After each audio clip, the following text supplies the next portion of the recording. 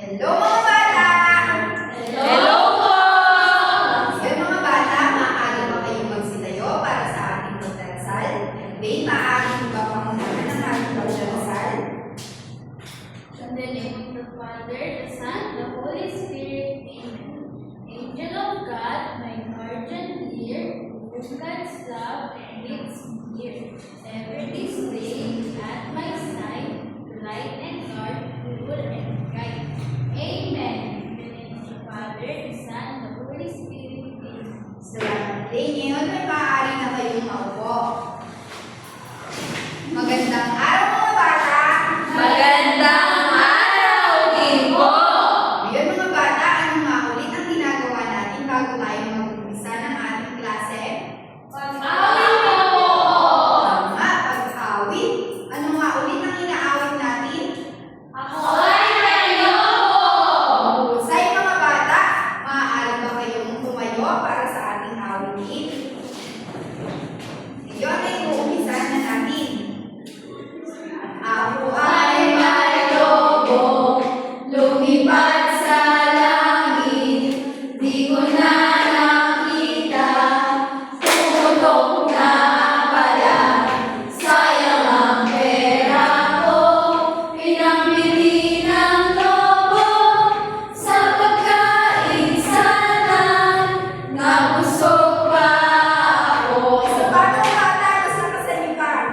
Ako ay may lobo, lumipad sa langit, di ko na nakita, tumutok na pala, sayang ang pera ko, pinambili ng lobo, sa pagkain sana, nabusog pa ako. Mahusay mga bata, maaari na kayong magsiupo. Yun, maaari nyo makita ng inyong kanan at kaliwa at sabihin sa akin kung may lumiban ba sa ating klase. Wala po! Mahusay mga bata. Ngayon mga bata, para sa ating aralin ay may inihanda akong mga flashcard dito. At nais kong sabihin ninyo sa akin kung ano ang mga nasa litrato. Naintindihan ba mga bata? Opo! Mahusay, kung gayon ay umpisahan na natin. Barbero! So, ito ay isang barbero. Paano naman ito? Guro! Isang guro. Doktor! Say mga bata. Isa! Gamit! Tama mga bata. Sabi niyo ng tama ang mga nasa litrato. Ngayon, ay bago tayo tumungo sa ating panibagong aralin, ay balikan muna natin ang napag-aralan natin noong nakaraang araw. Anong maulit ang napag-aralan natin noong nakaraang araw? Diana? Ma'am, tungkol po sa mga pagkakakitaan sa tahanan at pamayanan. Tama, Diana. Ngayon, nais kong malaman kung naalala niyo pa ba talaga, pinaganda ako dito ng isang aktibidad. At ito ay tatawagin natin padyak at palakpak. Kapag narinig ninyo ang sinabi kong salita ay pangtahanan, papalakpak kayo ng 2 beses at sasabihin ang salitang pantahanan. Kapag naman narinig ninyo ang salita ay pangmamamayan, papadyak kayo ng 2 beses at sasabihin ang salitang pamayanan. Kapag naman ang narinig ninyong salita ay pantahanan at pangmamamayan, ay papalakpak kayo ng 2 beses, papadyak ng 2 beses at sasabihin ang salitang tahanan at pamayanan. Naintindihan ba mga bata? Opo! Anong maulit ang gagawin pag ang salitang narinig ay pantahanan?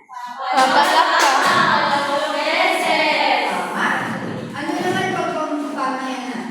Papalakpak ang 2 beses! Mahusay. Paano naman kaya pag parehas? Papalakpak ang 2 beses!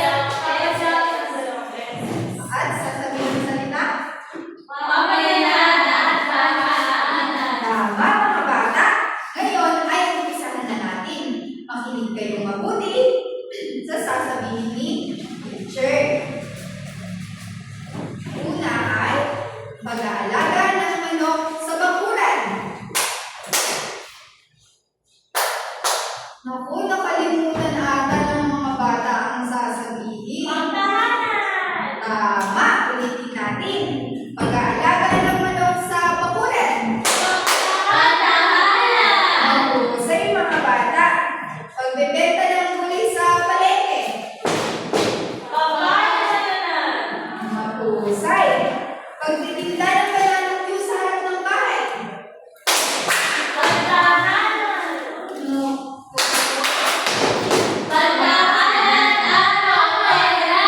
Mahusay mga bata.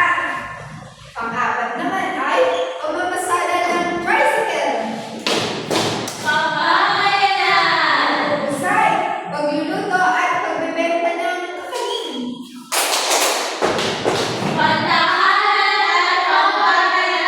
Mahusay mga bata. Ngayon, sino kaya ang makakapagsabi sa akin kung bakit kaya ako pinadaan ang pag-aalaga ng manok? Ikaw nga, Diana.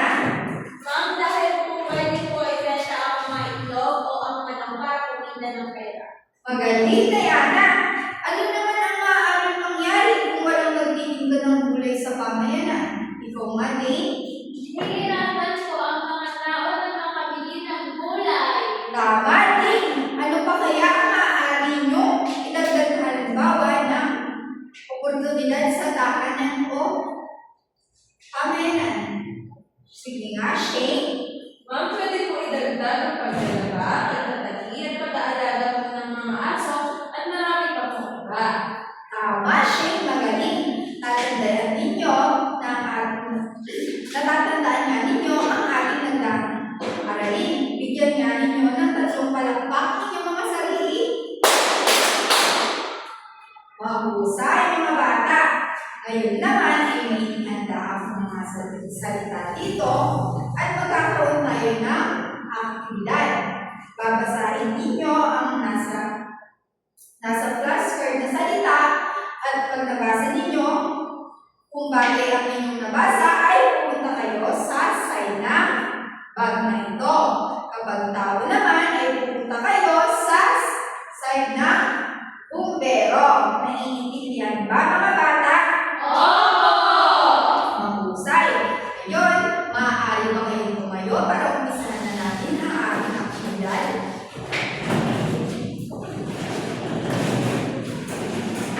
Basahin niyo muna mga bata ang nasa flashcard bago kayo pumunta sa tamang lugar. Isahan na natin. Mahusay. Paano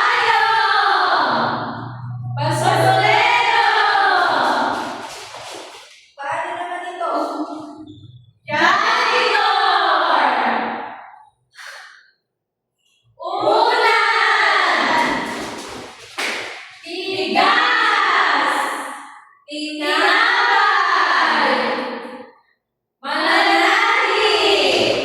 Mahusay mga bata, maaari na kayong magsuko. Napansin niyo ba ang mga nakasulat sa flashcard ay mga bagay na maaari natin magamit at mga tao ay tumutukoy sa mga tao na nagbibigay ng tulong sa atin? Magaling. Ang mga bagay ay ating nagagamit sa araw-araw, samantalang ang tao naman ay nagbibigay ng tulong. Ngayon ay mas lalo pa natin alamin kung paano makakatulong ang mga ito sa ating tahanan at pamayanan. Bago tayo magsimula sa ating panibagong aralin, ay ipapaskil ko ang mga litratong nakita ninyo dito kanina. Maaari nyo bang sabihin sa akin ulit kung ano ang naipaskil na litrato ni teacher?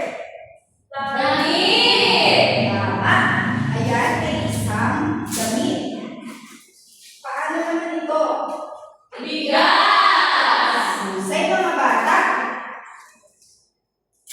Sunod naman ay isa Barbero! Tama, mga bata. Mukhang sasagot pa ata si Irish ng isang barbero.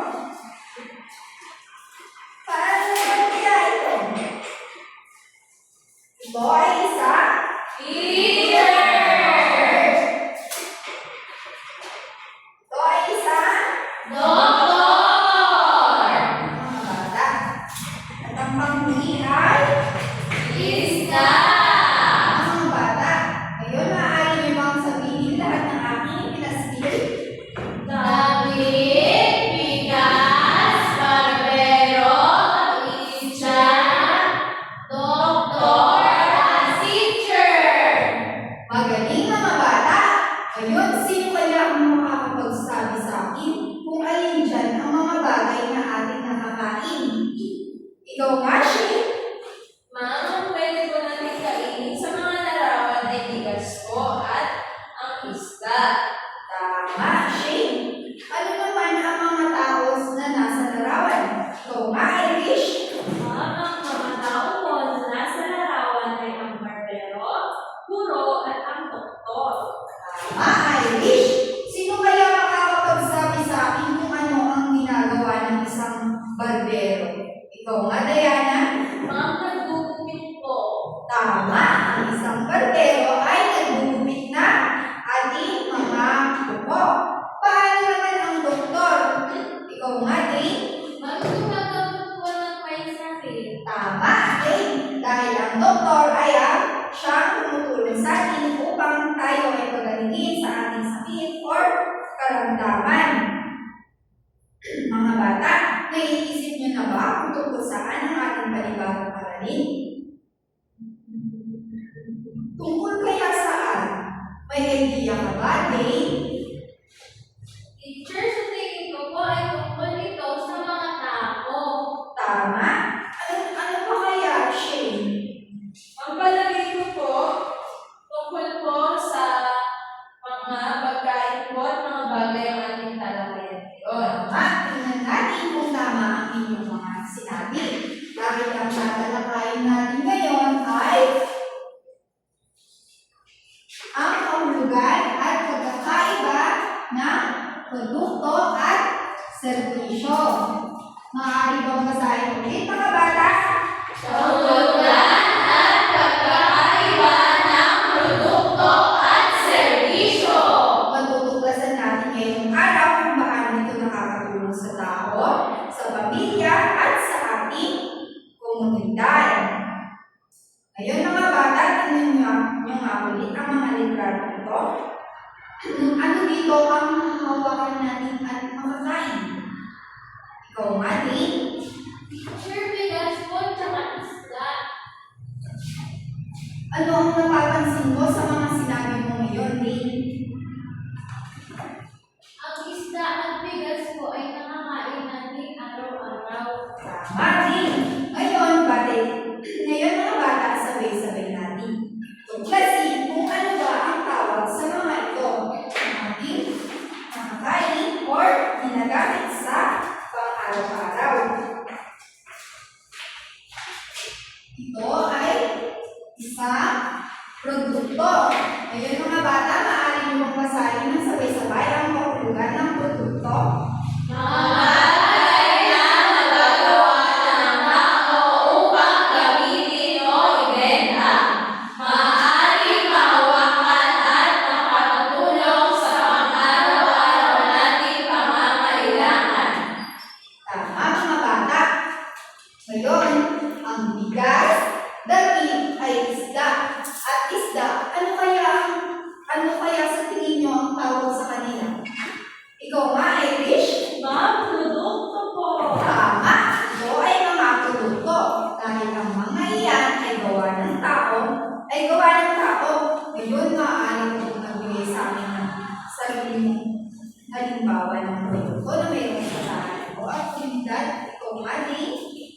Ang mga toys po tapos chocolate. Mahusay. Ano pa kaya?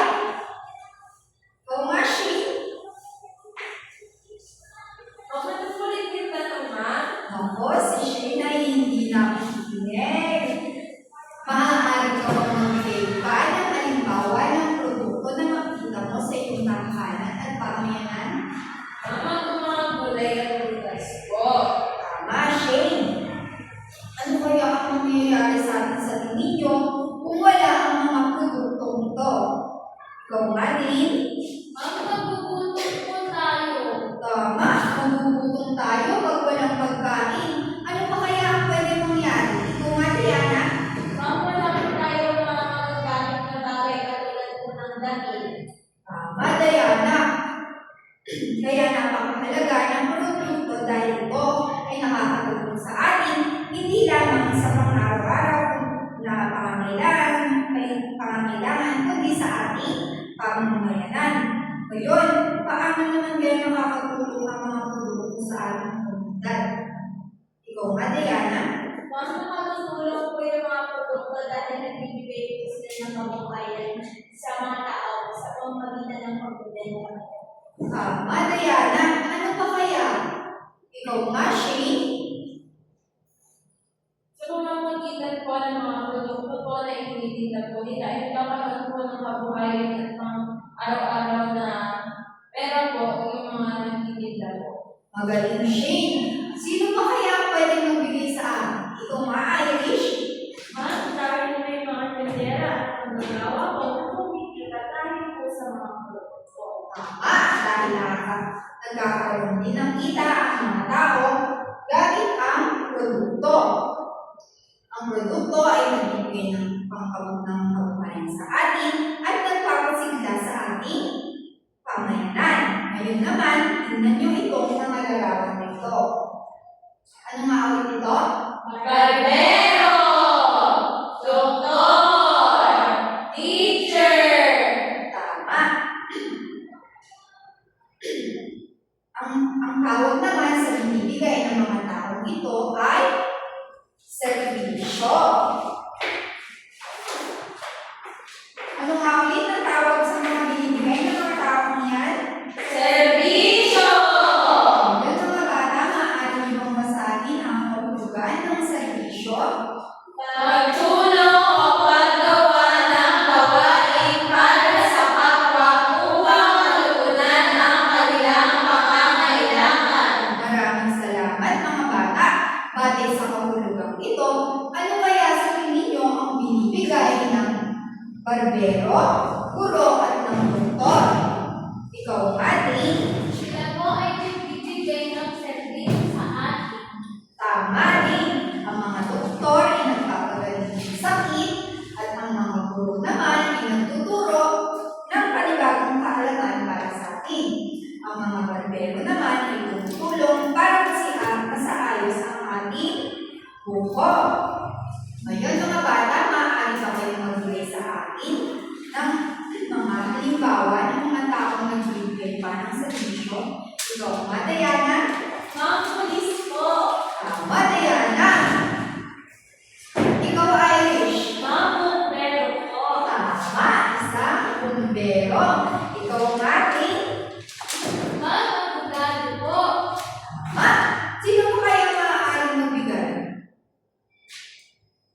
Ikaw, Mati, again. Ma'am, nurse po. Ano pa kaya? Marami pang mga taong nagsiservisyo sa atin. Ikaw, Mati, Diana. Ma'am, ano po? Engineer po. Tama. Ikaw, Irish, may idea ka pa ba? Ma'am, sundalo po. Sundalo. Anong binibigay na serbisyo sa atin ng sundalo? Ma'am, pinagtatagos po nila tayo laban sa mga NPA. Tama! Dahil sa mga NPA. Ngayon, Diana, sinabi mo kanina ay pulis. Ano ang binibigay ng serbisyo sa atin ng pulis?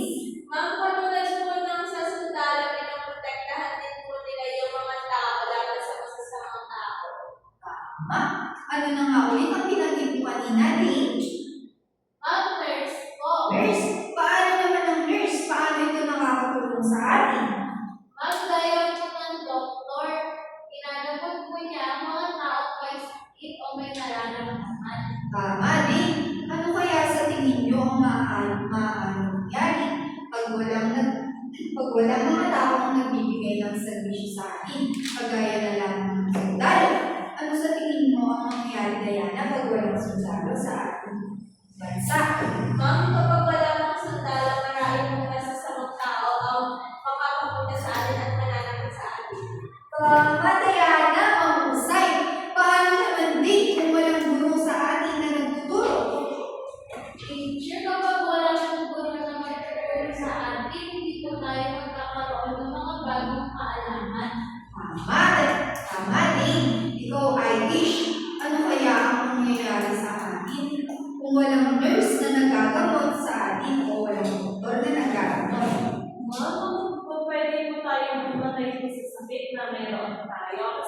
magtatanong sa akin. Tama, Irish. Sa tingin ninyo, may ideya na ba kayo kung ano ang pinagkaiba ng produkto at serbisyo? Maaari niyo bang sabihin sa akin? Ikaw nga, Shane. Ma'am, ang produkto po ay tungkol po sa mga bagay katulad ng bigas, isda at damit na gawa po ng tao na gagamitin po at ibebenta po ng mga tindero. At yung produkto din po ay maaaring nahawakan at nakakatulong po sa pang-araw-araw nating pangangailangan. Katulad nga po ng isda, ng bigas at ng mga damit. Ngayon, ang serbisyo naman po, ma'am, ay ito po yung hindi po nahahawakan at ito po yung paggawa ng gawain para sa kapwa po upang makatulong po at matugunan po ang kanilang pangangailangan katulad po ng nurse, doktor at ng mga teacher. Magaling, Shane. Sino ba kaya ang magbibigay sa akin ng ideya kung ano ang pinagkaiba ng produkto at serbisyo? Ikaw nga, Diana. Ma'am, ang produkto po ay ito yung mga bagay na nakakuha natin. Tapos kapag serbisyo naman po, ito yung mga binibigay ng tao na hindi natin nakakuha pero nakakapagbigay din sila ng tulong sa mga tao. Napakagaling, Diana. Ikaw kaya din, may idea ka ba? Ang para po sa aking pagkakaintindi, ang produkto po ay mga bagay na gawa ng mga tao. Tapos po ang serbisyo naman po, ito naman po yung pagtulong o paggawa ng mga tao. Tama din. Maraming salamat. Paano naman kaya si Irish nakikinig kaya? Maaari ka ba magsabi sa akin kung ano ang pinagkaiba ng produkto at serbisyo? Ma'am, ang produkto po ay ang mga nakatutulong po sa ating pang-araw-araw katulad po na pwede po natin kainin katulad po ng bigas, gulay, prutas at yung mga bagay po na nagagamit natin sa pang-araw-araw.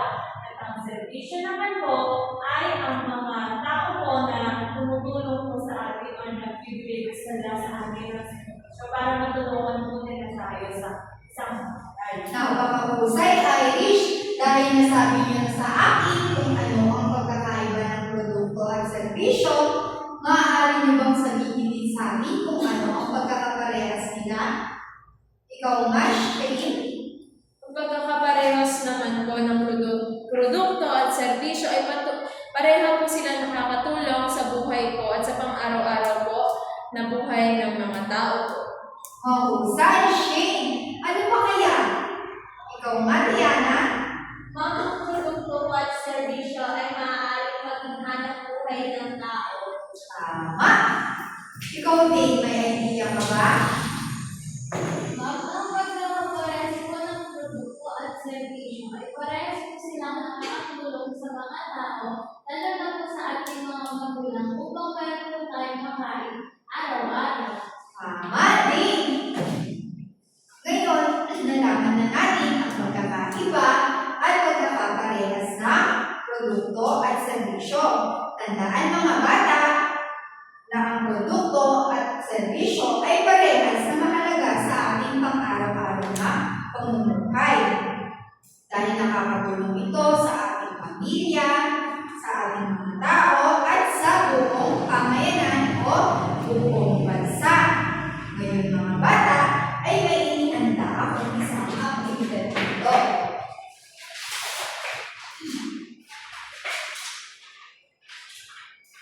Ito ay isang... Ano kaya sa tingin niyo ito?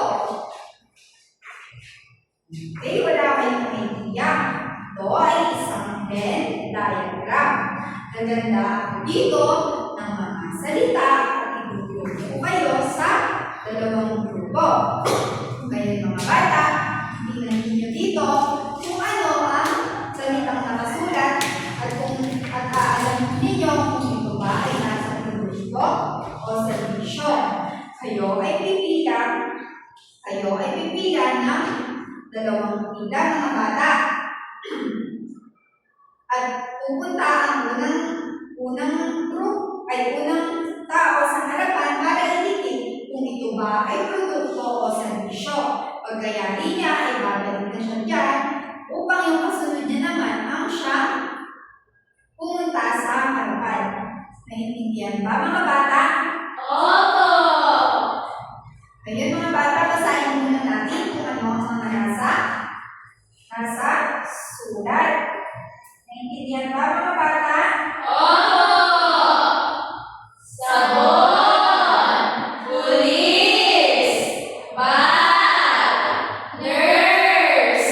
Libro! Magsasaka! Karpintero! Kutsara! Tsinelas! Basurero! Ang isa namang mga salita na para sa ikalawang grupo, basahin ninyo. Mananahi! Tinapay! Bigas! Ulan! Janitor! Basurero! Payo! Lapis! Driver! Water! Waiter! Tama mga bata, maaari na kayong pumila at ang mauna sa inyong grupo ay bubulot dito ng kanyang ititikit sa isara.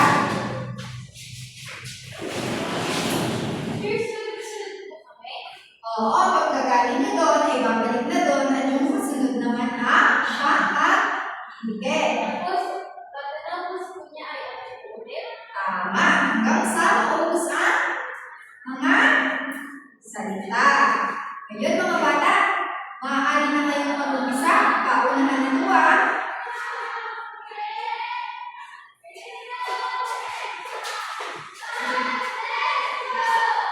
Pumunod ka anak at hindi sa harapan. Hindi ka na magpatingin. Ang mananalo sa kalalagyan ay bibigyan ko na dagdag utos. Oo, maliit na gawang Venn diagram ni teacher. Sa labas niyo na lang Teacher, ibigay. hindi ko makakalaman. Sa labas niyo na mga bata. Ako nagdadaya na ata kayo. Sabi ko, magdagaling na kayo. O, bago sumunod ang Wala po sila, teacher. Sila pinagpapalik dito. Teacher, wala sila. Teacher, sandali. Sila rin naman po, Pa. teacher. Sama ang nagdadaya mga bata. Paano po kami nalaman kung sino ang nanalo? Tapos na po kami. Tapos na po Nanalo ang grupo ni Irish at Ding. Doon mga bata, magsuko na muna kayo. Dahil nanalo ang grupo ni Ding at Irish, tatanungin ko kayo kung bakit dito nyo itinikit ang mga nandito. Irish, maaari mo makipaliwanag at sabihin sa amin kung bakit itinikit mo dito ang salita. Championship po pang natin dyan ang salita lapis kasi ito po ay produkto na gawa ng tao. Basahin muna pala natin lahat muna ang inyong itinikit sa Venn diagram. Lapis, payong, tsinelas, basurero, kutsara, unan, bag, libro, sabon, tinapay. Ano nga ulit ang tawag sa mga dinikit nyo niya? Produkto! Teacher, naliligaw! Ha? Yung basurero sa Sino nagdikit ng basurero dito? Tingnan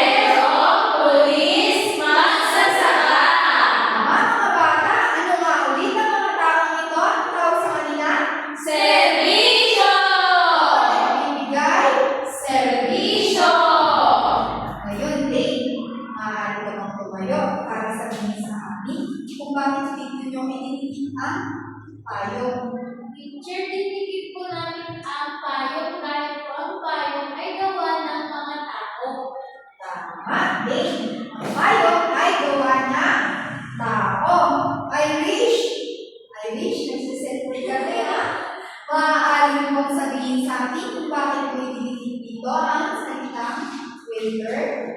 Ma'am, kasi po ang waiter po ay ang nagbibigay po sa atin ng serbisyo kapag po kumakain po tayo sa labas. Paano naman ang karpintero? Kung ating Teacher, nilagay ko po ang carpentero sa servisyo dahil po nagbibigay servisyo po ang mga carpentero sa atin. Sila po ang nagpupukpok at gumagawa ng bahay natin. tama din, ang karpintero ang naggagawa ng bahay natin. Ngayon, Shane at Diana, kahit kayo ay natalo, ay tatanungin ko pa rin kayo kung bakit nyo yun idinidig dito. Bakit nyo nga idinidig dito ang tsinelas? O nga, Shane? Ma'am, idinitid po namin sa produkto ang tsinelas dahil po ang tsinelas ay isang pong produkto at gawa po ng isang tao. Tama! Ikaw nga, Diana, bakit mo kaya idinidig dito ang mananahit? Ma'am, kasi po dinigit namin ang mananahin sa serbisyo kasi po sila ay tao na nagbibigay serbisyo kapalit ng kita. Sila po yung mga nananahin sa ating mga damit para tayo ay may magamit. Husay, Diana. Shane, ikaw nga ulit. Bakit kaya nagsiservisyo ang magsasaka? Ma'am, nilagay po namin ang magsasaka sa serbisyo dahil po sa mga magsasaka ay meron po tayo ng makain ng bigas.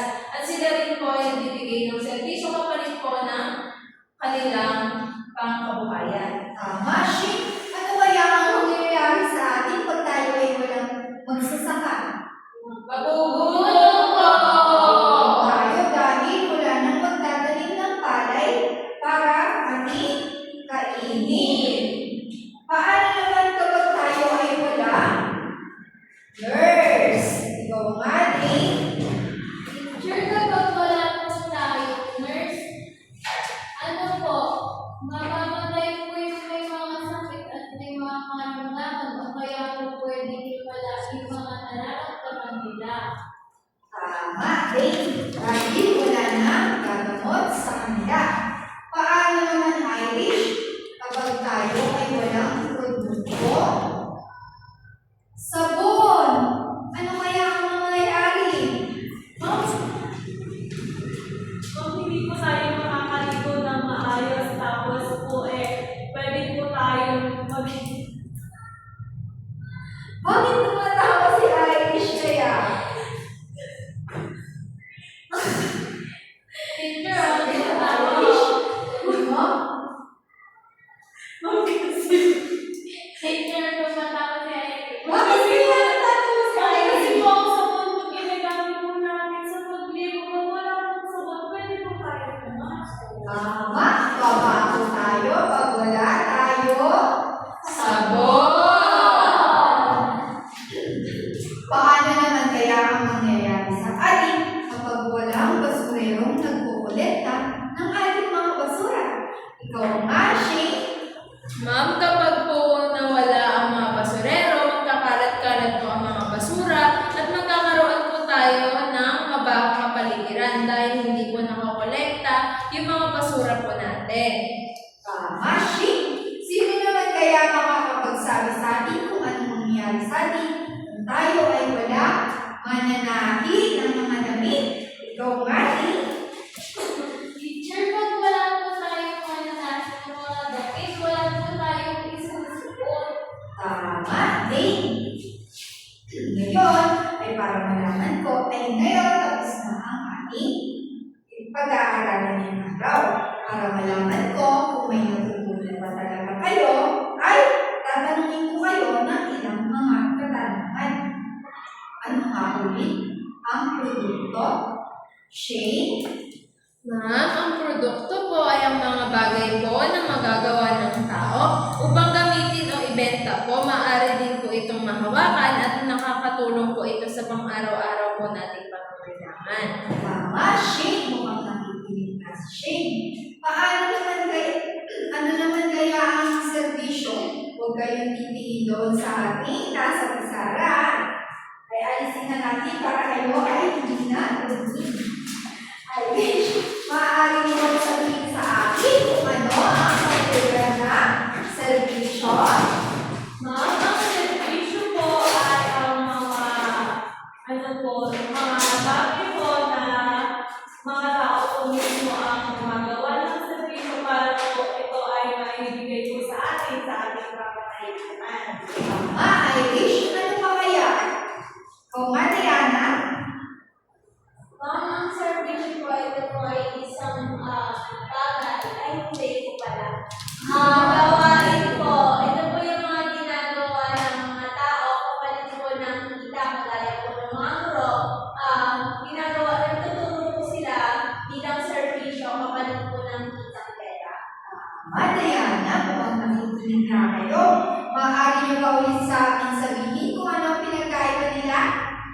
nga din. Teacher, ang produkto po ay mga gawa ng tao at ito po yung mga ginagamit at kinakain natin araw-araw.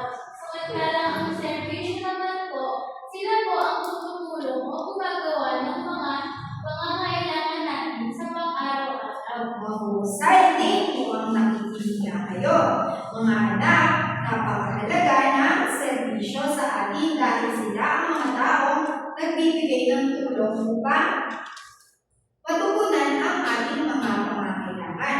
Ang mga produkto naman ay ating magagamit sa pang-araw-araw. Kaya tandaan niyo mga bata kung gaano ito kahalaga sa ating pamumuhay. Ngayon naman, mukhang inaantok na kayo ay magkakaroon ulit tayo ng isang aktibidad.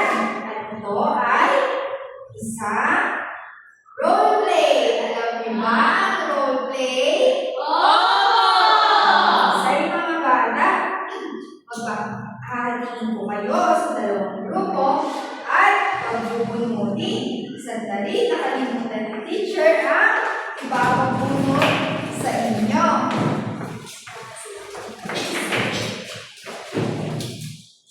Handa na ba kayo mga bata? Ang grupo nyo ulit ay ang grupo nyo kanina sa aktibidad natin sa Venn diagram. Yun. Kung dahil kayo din at Irish ang nanalo kanina, kayo ang mauna. Bubunod kayo ng role play nyo at huhulaan ng inyong kaklase kung ano ang inyong role play.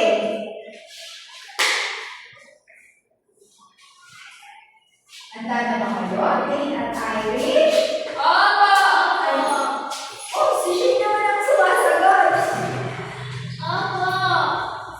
Sige, bigyan ko kayo ng 2 minuto para sa pagkakala.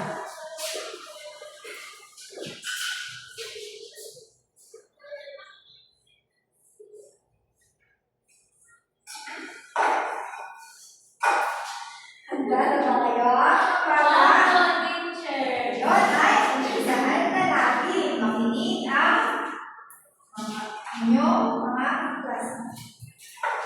Pili na kayo ng malamig. Ang dami ko yung malamig. 5 piso po isa. Pabili nga po ng isa. Ano pong flavor gusto niyo? Lemonade o sago? Lemonade po. Ito, teka lang po. Sa mga bata, ano kaya sa tingin nyo ang ginawa nilang role play? Ma'am, tungkol po sa produkto. Bakit kaya? Ano muna ang ginawa nila? Ma'am, nagbebenta po si Dave ng produkto na palamig. Tama. Mahusay, tama sa bilang? Mahusay. Ngayon ay si Shane naman at si Leana ang role play. Maaari na rin bumunod. Maaari na rin mo Irish at Dane.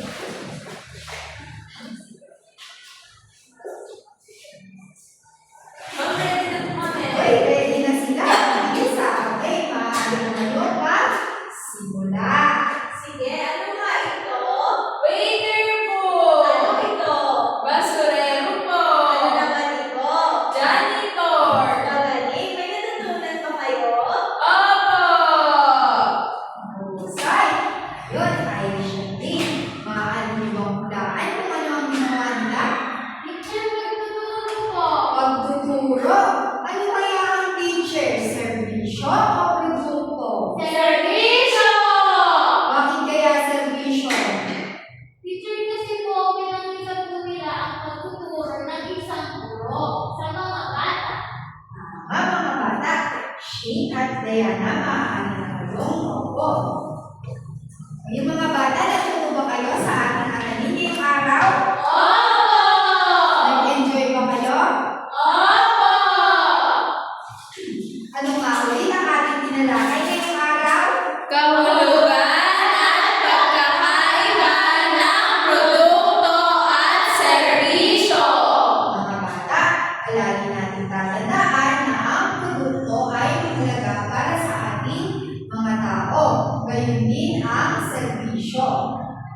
Ngayon mga bata, bago tayo magtapos sa aralin, ay bibigyan ko kayo na inyong gagawin sa inyong mga tahanan. Naintindihan ba mga bata? Sa inyong takdang aralin ay magsusulat kayo ng 10 produkto at 10 serbisyo na makikita ninyo sa inyong tahanan at pamayanan.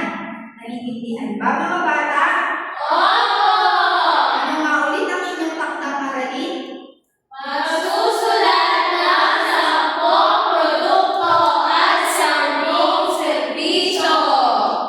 Mahusay mga bata, ipasa ninyo ito sa ating susunod na pagkikita. Kailan tayo ulit magkikita mga bata? Bukas! Bukas ay may pasok. Huwag niyong kakalimutan obserbahan mabuti ang inyong paligid at pamayanan para masagutan ninyo ang inyong takdang aralin. Ngayon mga bata, maaari na kayong magsigayo. Paalam mga bata! Bye!